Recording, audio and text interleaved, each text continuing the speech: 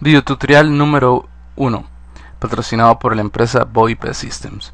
En esta serie de tutoriales trataremos de explicar todo lo que es Asterix, su instalación, cómo poner a funcionar el Asterix de manera adecuada, en la cual se permite una seguridad y se puedan explotar cada uno de los features o características que hacen tan grande este tipo de PBX open source. Hablando un poquito de nosotros, nos pueden encontrar en la página www.voipsystemcr.com o pueden visitar nuestro blog asterix.cr.com. En él hallarán información de todo lo que es telefonía IP y analógica, diseño web, programación y una parte de marketing y negocios. En ella usualmente van a encontrar actualizados todos los artículos que se publican en muchos blogs, obviamente con su respectiva fuente. Quiero aclararles un artículo muy importante que publiqué el 19 de agosto que se llama Compendio de Voz IP y más. Pueden verlo en asterixcr.com/signo de pregunta P igual a 850.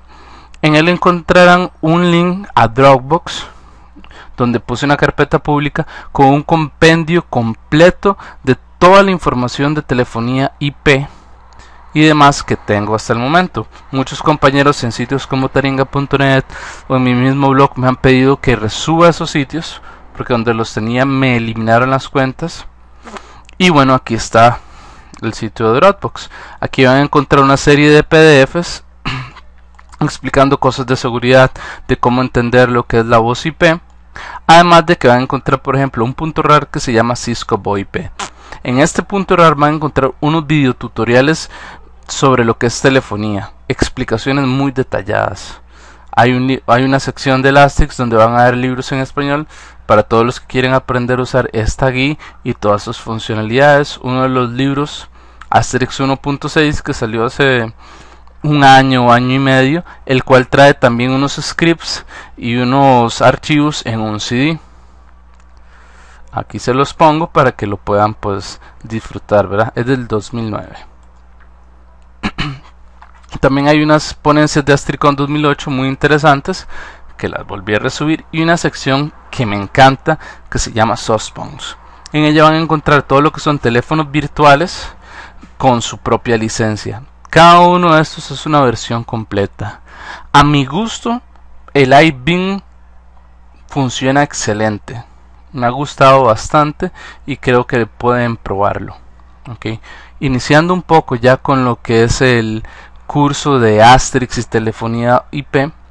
Bueno, no podemos empezar a hablar de Asterix sin hablar de Linux. No podemos hablar de ninguno de estos dos sin entender lo que es telefonía y en su más amplio recurso lo que es telefonía voz IP, ¿verdad? Entonces vamos a hablar un poco y explicar en unas filminas que preparamos para ustedes. Asterix videotutoriales. ¿Qué es voz IP?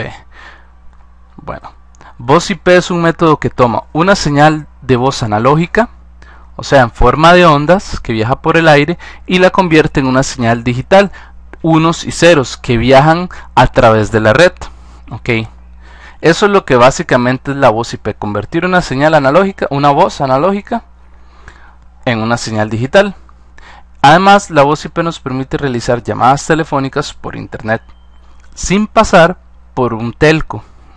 En nuestro caso, la empresa que nos provee servicios de telefonía, ya sea Claro, Movistar, Elisa en Costa Rica o cualquier otro. ¿Cómo funciona la telefonía de voz IP? Consiste en tres etapas principales. 1.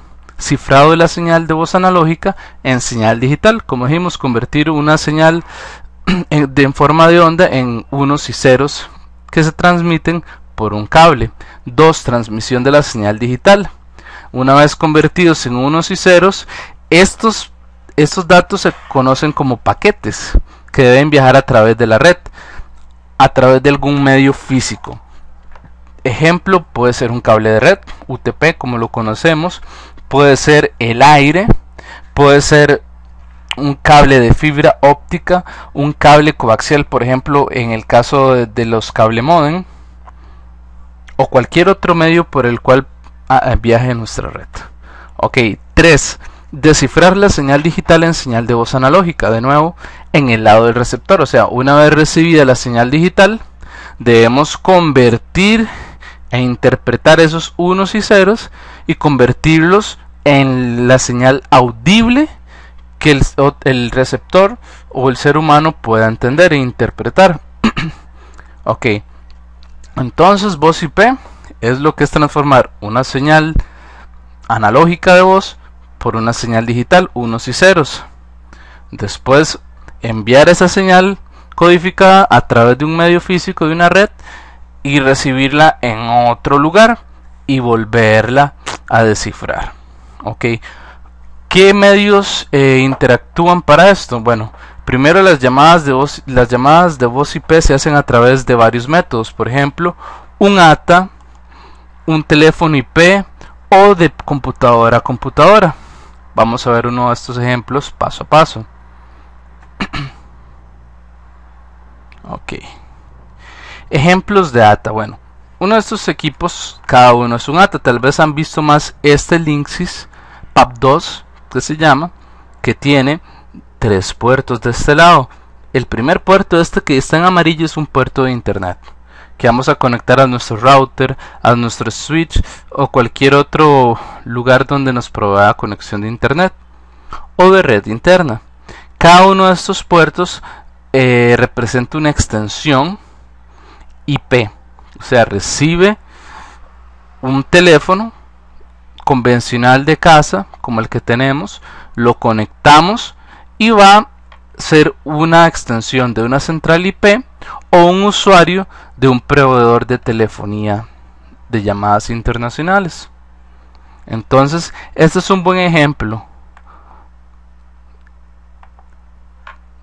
Ok, entonces lo que hace es conectamos, hablamos, la misma cajita se encarga de convertir la voz analógica en una señal digital para que viaje a través del cable de red. Ok, ¿qué son teléfonos IP? Bueno, un teléfono IP se puede considerar como un punto más de la red. Ok, tiene su dirección IP, tiene su información de registro, un usuario, un password, una dirección de un servidor y más. La única diferencia es que los teléfonos IP tienen características extras como correo de voz, detección móvil, sesión directa de llamadas, lo que es llamadas tripartitas, por ejemplo. Ya muchos traen lo que son videoconferencias, llamadas por video. Ok, estos son dos ejemplos de los tipos de teléfonos que nosotros distribuimos, marca Cisco y marca G-Link, por ejemplo. Ok, y está lo último, que son los SOSPON. Un SOSPON es un software que hace la simulación de un teléfono convencional por computadora. Por ejemplo, aquí tengo un teléfono virtual que se llama Soiper. En este caso, este sería mi SOSPON. Ok, aquí tengo mis usuarios que se están registrando a una central telefónica y mediante él puedo hacer llamadas.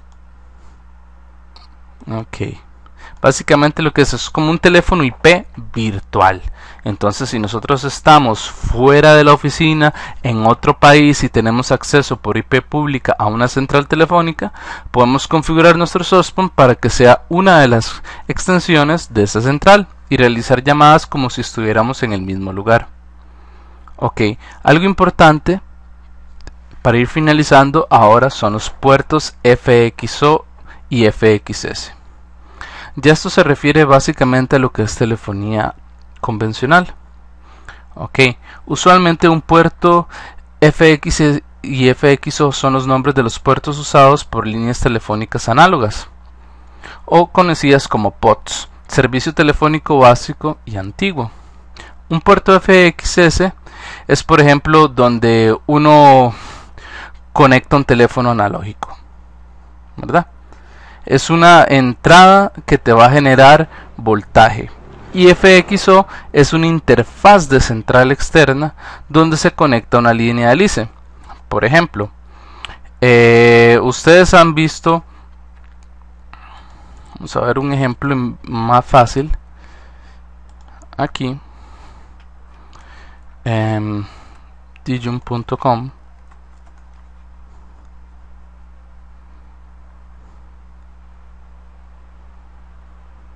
Ok, vamos a ver en Products, Analog Cards.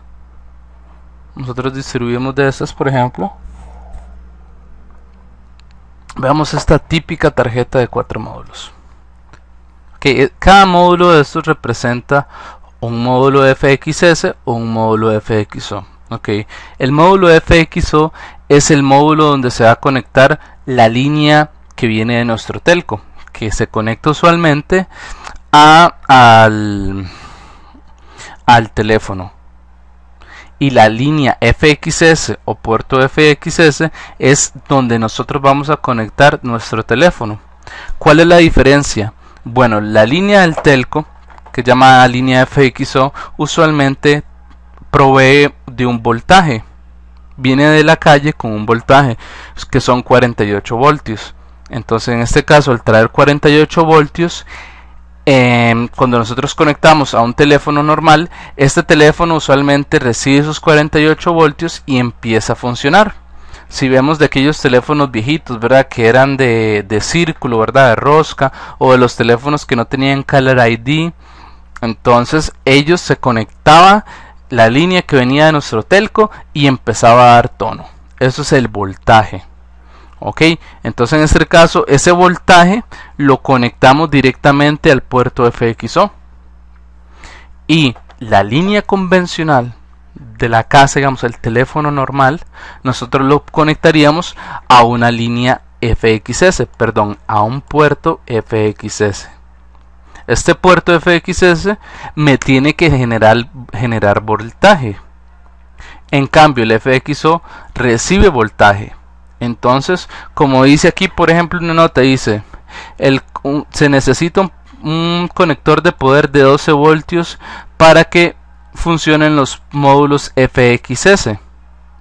Esto no es requerido para la operación de los módulos FXO, porque el módulo FXO va a recibir su voltaje de la línea que viene de nuestro telco, mientras que la FXS necesita dar voltaje para que el teléfono análogo pueda funcionar. Básicamente esa sería la diferencia. Al inicio puede ser un poco confuso, pero igual lo seguiremos retomando en futuros videotutoriales. Ok.